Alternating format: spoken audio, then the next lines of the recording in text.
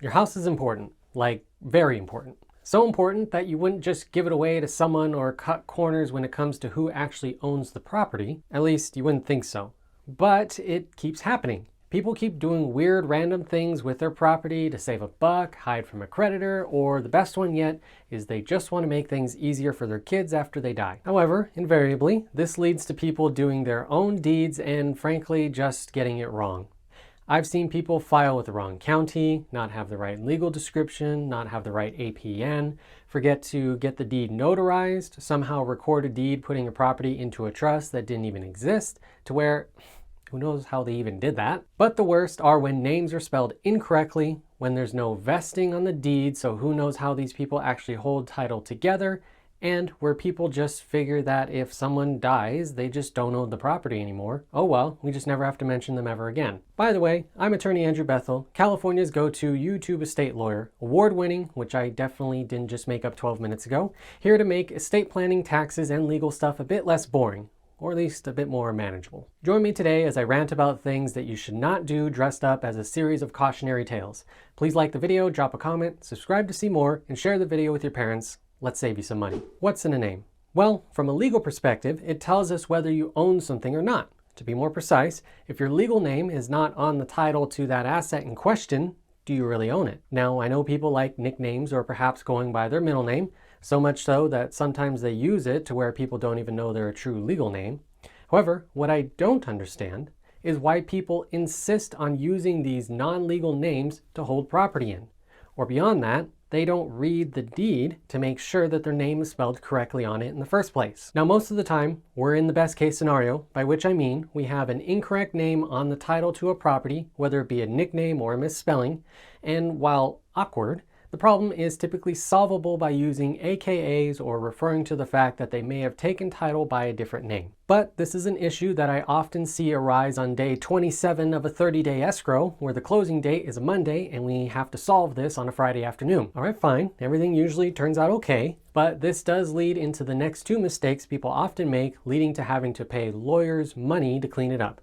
No vesting on the deed, and not removing the name of a deceased person from title. Let's talk about vesting. Vesting refers to how two or more people hold title to property together. The two most common ways of holding title are joint tenants as well as tenants in common. There's also community property with right of survivorship, but that is basically joint tenants for married couples, at least as far as today's discussion, so we'll stick to just these two. Both joint tenancy and tenants in common refer to two or more people holding property together, but the big difference between the two is what happens to the property after one of those title holders passes away. Under tenants in common, when somebody passes away, their share of the property stays within their estate. So if they have an estate plan, then that'll say what happens to the property. Otherwise, that family is going to have to go to probate half of a house. Contrast that with joint tenancy. In joint tenancy, there's what's called an automatic right of survivorship, where upon the passing of one owner, that property automatically is 100% owned by the surviving owner.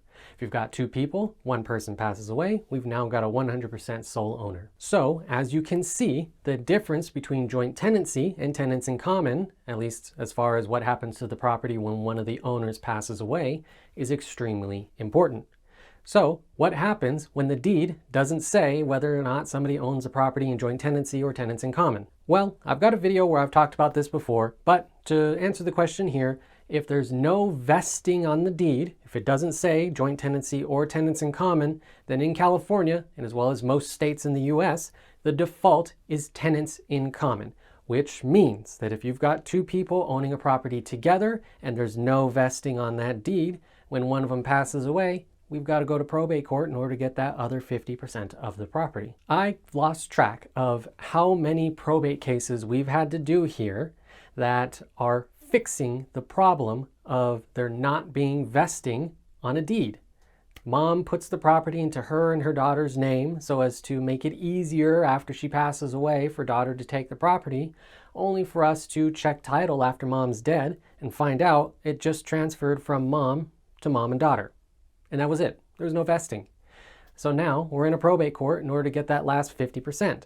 And in a particular case that's coming through my office right now, mom wanted to give the property 100% to daughter. Daughter was the one taking care of mom, actually pays the bills on the house.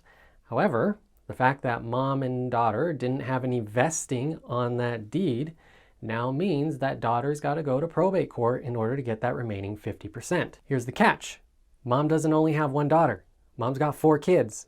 And now mom doesn't have a will or a trust, so the default distribution of mom's 50% of the property is to give that 50% of the property equally among her 4 children.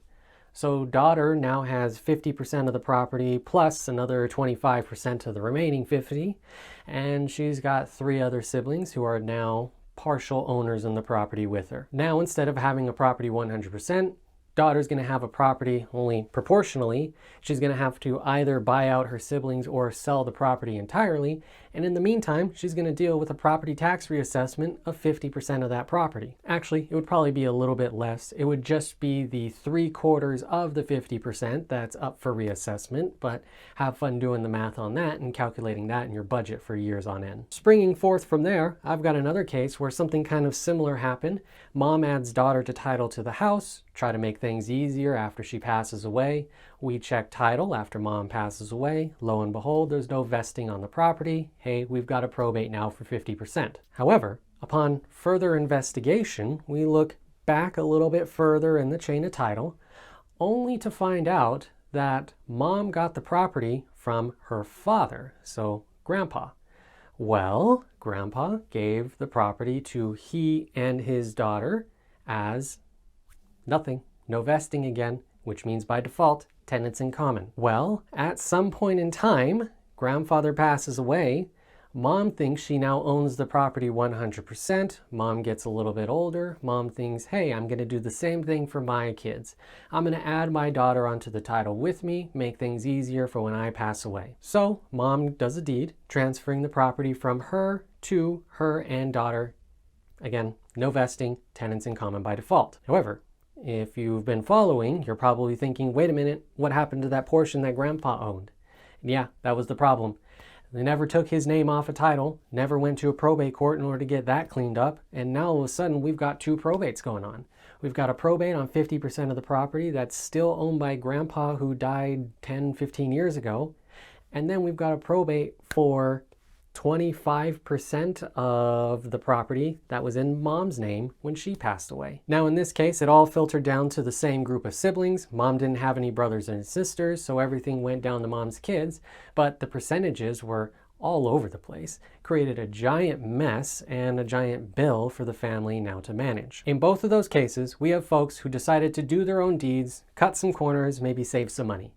However, what they saved by doing their own deed cost them probably 1,000-fold later on when the family goes in to actually fix the problem after everybody's dead. As a side note, I do have another case where we have a similar fact pattern. It's just extra complicated because people's names are spelled incorrectly on the deed.